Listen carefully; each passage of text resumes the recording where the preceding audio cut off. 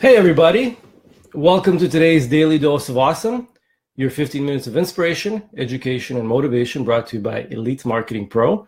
My name is Vitaly. I'm Chief Copywriter here at EMP. And today we're going to talk about how to make it easy for them to say yes. Now, I apologize in advance. I'm a little bit under the weather. Got a cold yesterday, and this morning I woke up with barely able to talk. So I got my undisclosed secret beverage here to soothe my throat and keep my spirits up. So, hey, Tracy. Let's see, I see people popping on. Teresa, Curtis, Annalie, Tracy. How are you guys doing? Hope everybody's doing well. Gloria, hey, good to see you, Gloria. So, all right, so I'm from time to time, hey, Dawn, I'm going to take a sip of this just to make sure that I can keep talking. So, and I just want to make sure that we're live. Yep, we're live. So good. All right. So we're going to talk about how to make it easy for them to say yes, right?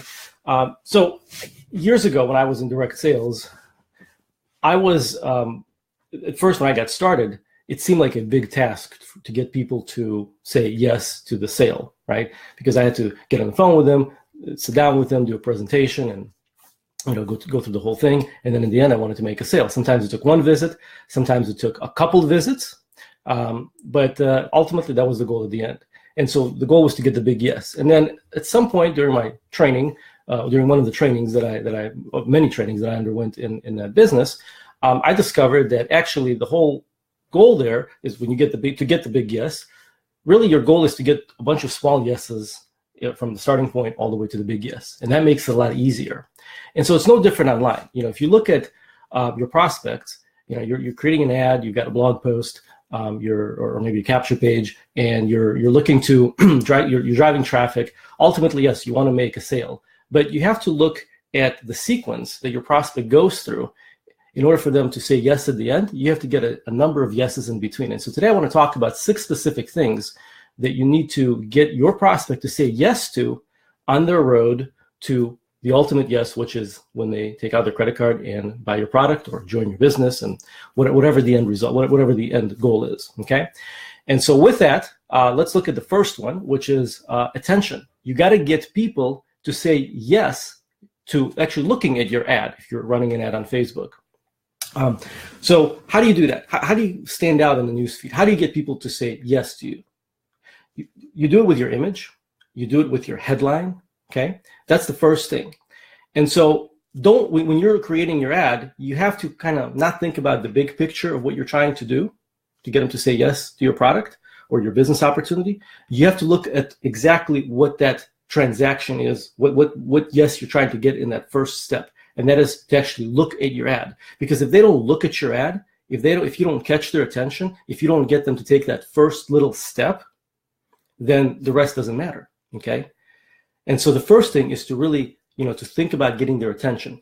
Now, the next step is to get them to click. You want to say yes. You want them to say yes to clicking on your ad, right? In other words, how do you get them to move forward, right? You got their attention. What are you going to do to get them to click? Now, there are different philosophies on exactly how to do that. You got to test ultimately. But I believe that a lot of times people, and I'm speaking from personal experience, like me as a consumer, when I see an ad in my newsfeed, I don't usually read the entire ad. Now, that's not to say that everybody doesn't. I think some people do, obviously, but I personally don't click on see more and read the entire ad if it's a long ad. What I look at is I look at the image, that caught my attention, and I immediately look at the headline. If the headline promises a good benefit, then then it makes me curious what's on the other side.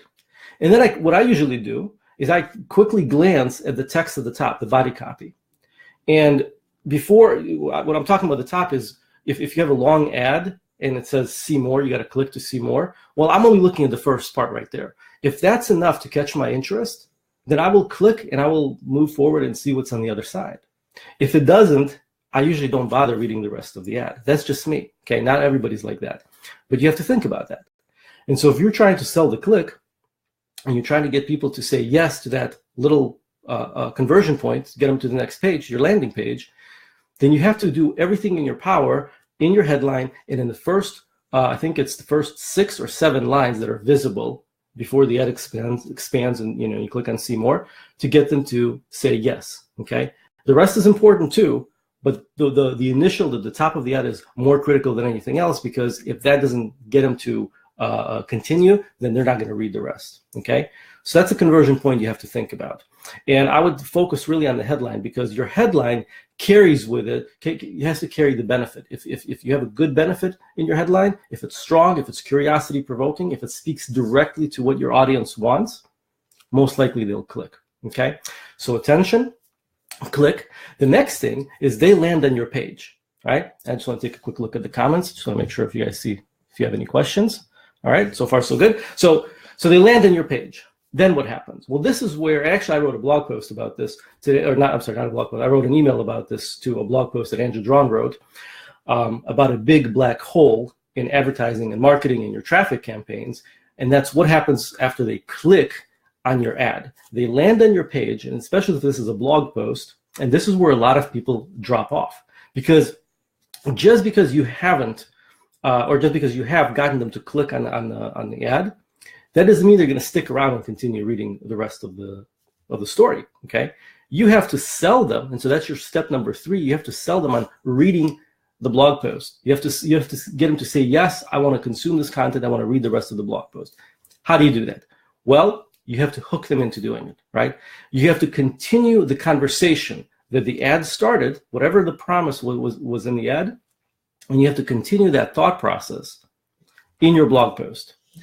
And so today's blog post that Andrew Drawn put out, which I sent an email earlier about today, it actually talks about that. It talks about 5 different ways of hooking your prospect and getting them to stay on the page and basically not letting them go. All right.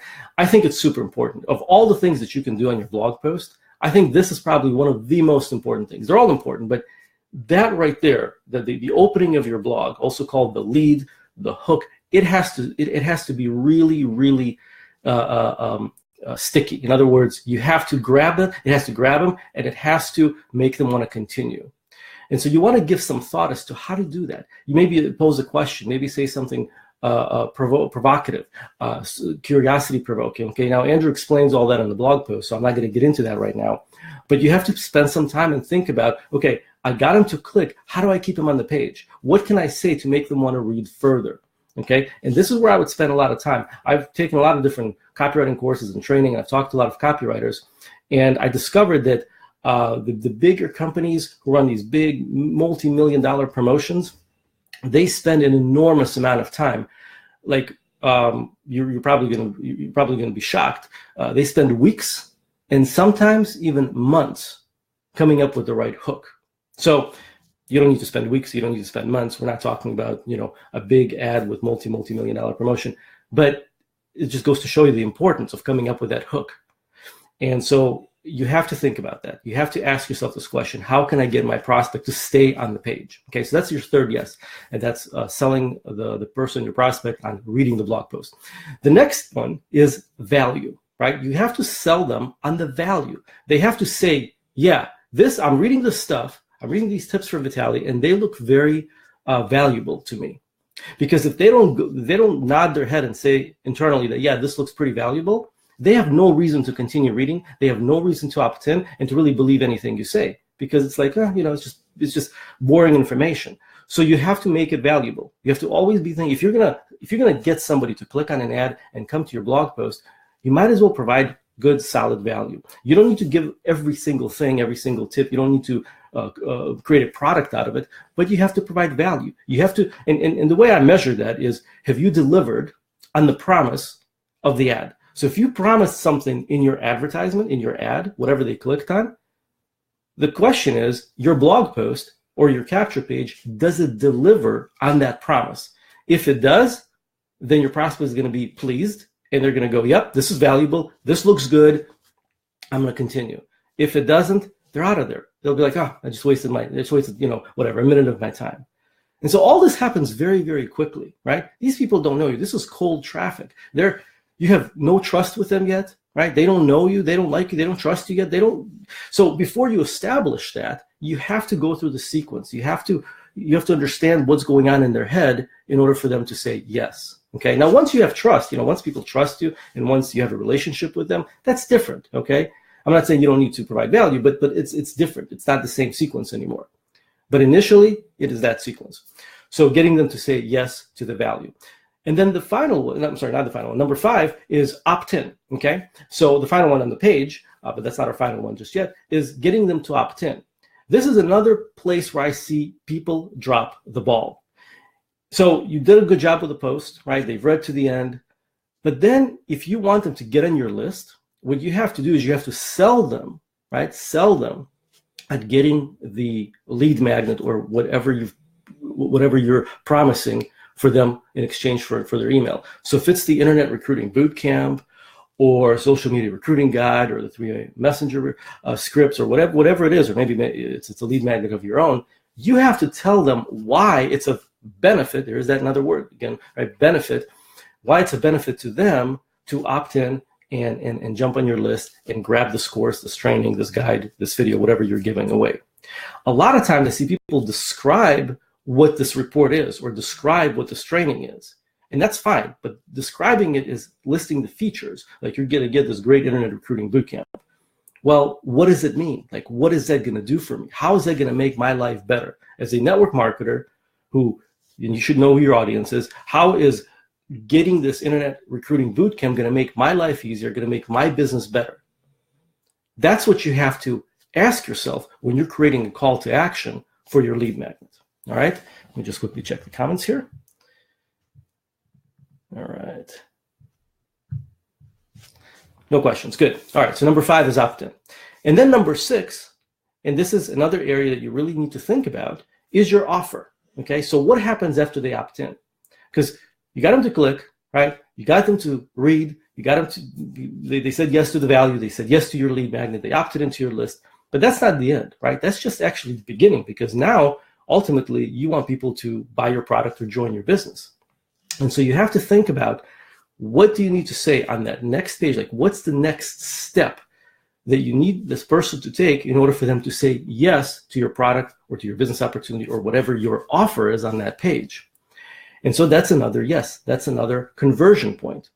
So think about the product that you're promoting. Like if you're running an ad right now, or if you're thinking of launching an ad, think about that end product that you want them to purchase. And ask yourself, okay, they opted in, like put yourself in your prospect's shoes and actually opt in. This is what I do. Like go through your blog post or through your capture page, opt in, go to the next page as a cold prospect, waiting for the promised report or the bootcamp or whatever. And then what do you have to say on that page in order for them to actually be open to looking at a product and consider getting it, okay? And it's not very difficult. Again, you need to state the benefit of why they should check something out, right? What's in it for them. If you always focus on them, if you focus on what the benefit is, you're going to get them to move forward, okay?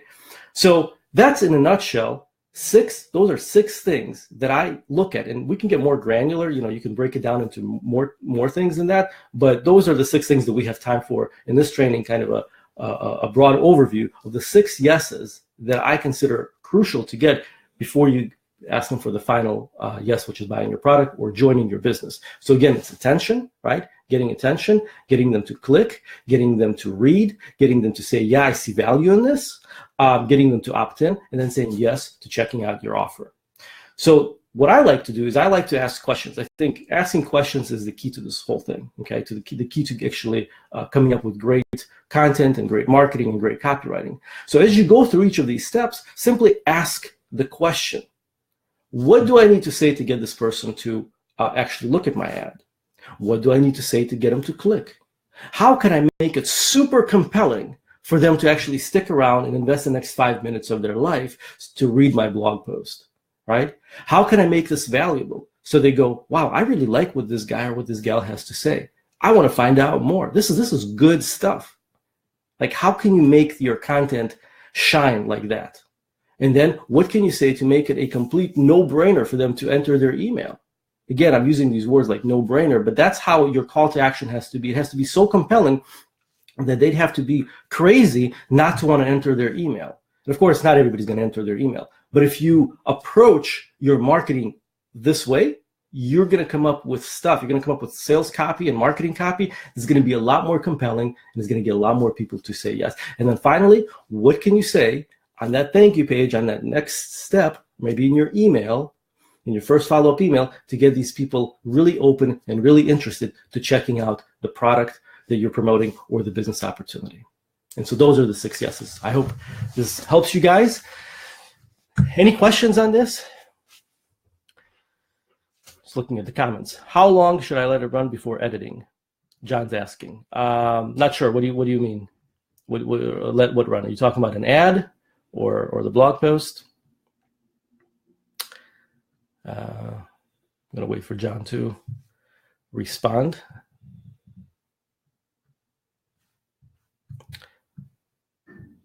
Okay, I don't see your, maybe the comment is delayed, so I'm going to come back and answer this. But yeah, just go ahead and post in there what you're talking about, whether you're talking about an ad or a blog post, or what exactly the question is. So ad or blog, John's asking. Okay, so that's a great question. How long should you let it run? Well, you got to test, okay? And we usually recommend to people that if it's an ad, you wait for 3,000 reach. So you want your ad to reach 3,000 people before you make any kind of decisions, okay? And then you can take a look and see, okay, is this ad generating clicks? And is this ad generating any leads? So let's say it's generating clicks, but it's not generating any leads. So what do? Well, you fix the ad. So something is going on with the ad, most likely, okay? You don't worry about the blog post, you worry about the ad. I'm sorry, let me back up. Sorry, if it's generating clicks but not leads, then it's the blog post. If it's not generating any clicks, then it's the ad, okay? So look at it, where the breakdown is. If the ad is running and it's not generating a lot of clicks, then you got to fix the ad. If it's generating clicks but no leads, then something is going on with the blog post. And that's where you look at the opening, the value, the opt-in, okay? If you're getting clicks and you're getting leads, but you're not making sales, then how can you optimize the next step? All right, so hopefully this helps. All right, cool. Well, I appreciate all your comments, guys. I enjoy doing this, and my voice actually held up. Must be a psychological thing that, when you need to perform, all of a sudden the powers kick in, and my voice actually didn't give in. So that's good. So thanks for hopping on, guys, and I look forward to seeing you next time. All right, take care, everybody.